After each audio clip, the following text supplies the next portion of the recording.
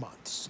Good afternoon. Thank you so much for joining us. I'm Jeff Talon. Notice any black smoke today on the south side of Stevens Point?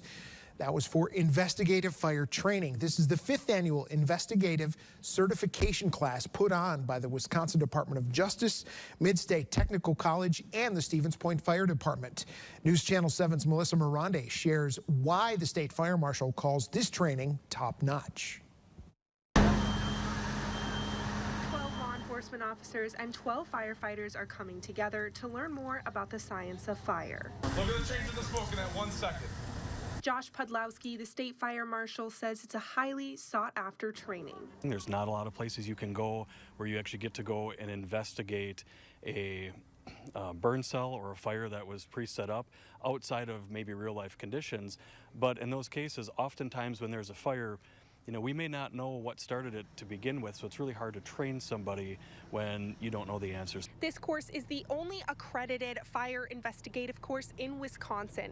After 10 days, students know how to identify what started a fire and what signs indicate arson. A lot of people probably think that you go in and you look at a fire and you try to figure out what started it.